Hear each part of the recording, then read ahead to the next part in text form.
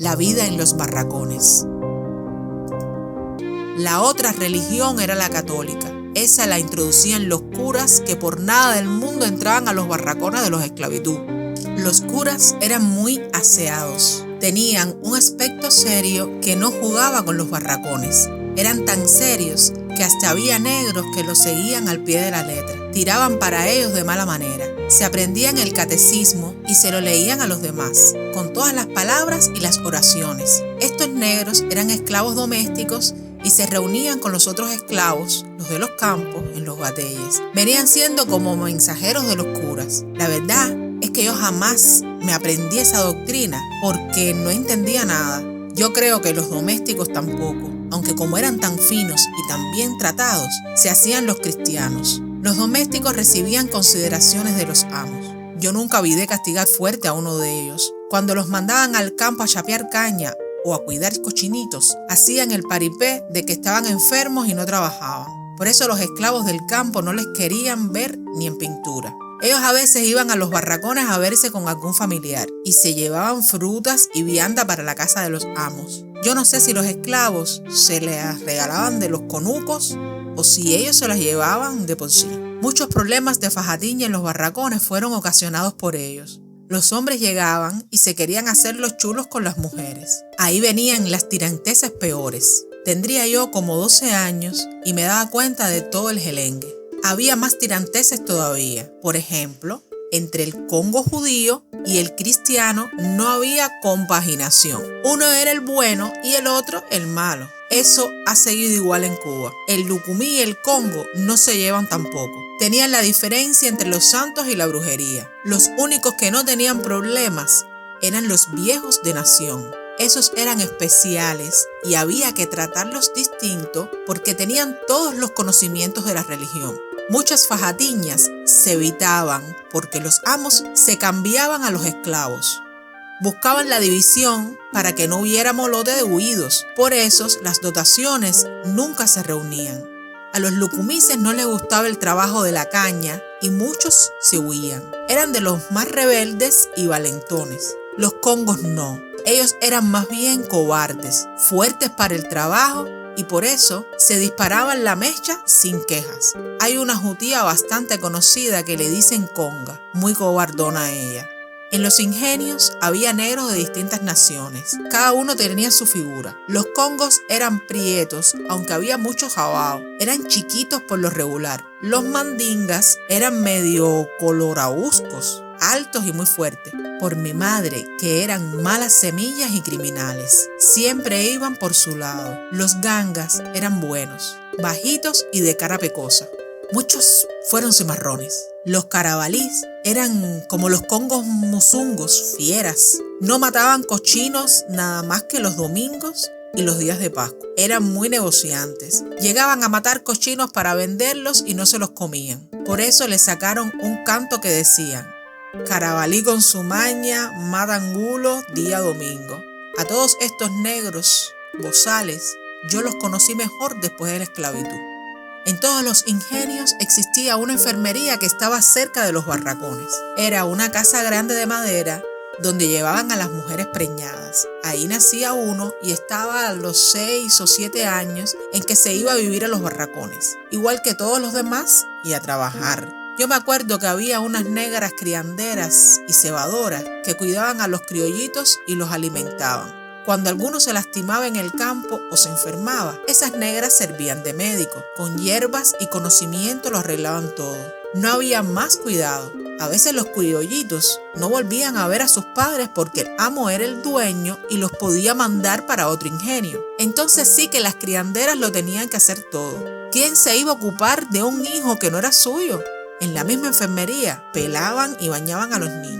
Los de raza costaban unos 500 pesos.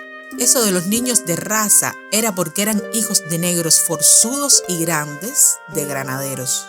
Los granaderos eran privilegiados. Los amos los buscaban para juntarlos con negras grandes y saludables. Después de juntos, en un cuarto aparte del barracón, los obligaban a gustarse.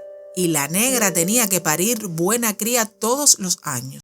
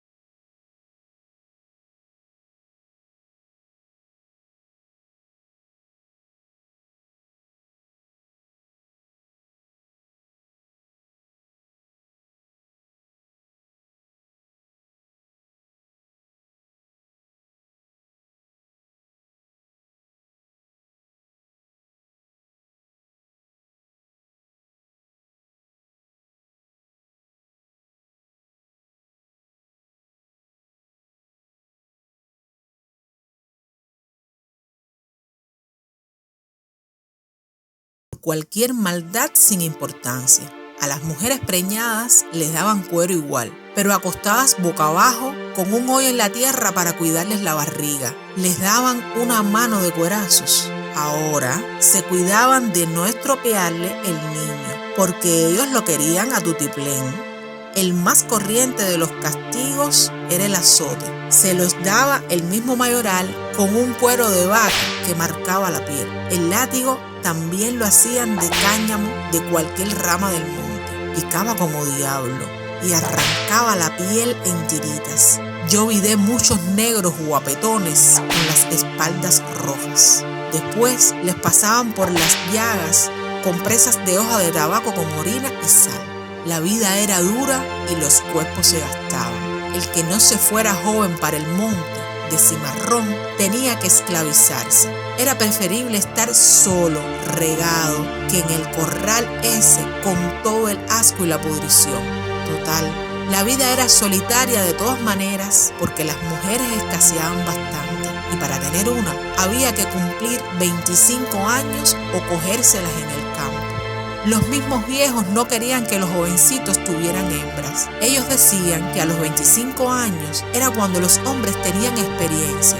Muchos hombres no sufrían porque estaban acostumbrados a esa vida. Otros hacían el sexo entre ellos y no querían saber nada de las mujeres. Esa era su vida, la sodomia. Lavaban la ropa y si tenían algún marido también le cocinaban. Eran buenos trabajadores y se ocupaban de sembrar conucos. Les daban los frutos a sus maridos para que los vendieran a los guajiros. Después de la esclavitud fue que vino esa palabra de afeminado, porque ese asunto siguió. Para mí, que no vino de África. A los viejos no les gustaba nada. Se llevaban de fuera a fuera con ellos. A mí, para ser sincero, no me importó nunca. Yo tengo la consideración de que cada uno hace de su barriga un tambor.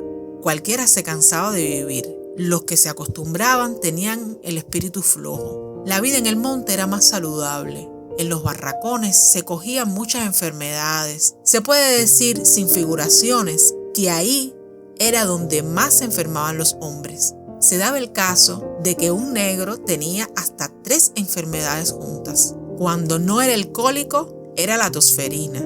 El cólico plantaba un dolor en el ombligo que duraba horas nada más y lo dejaba a uno muerto.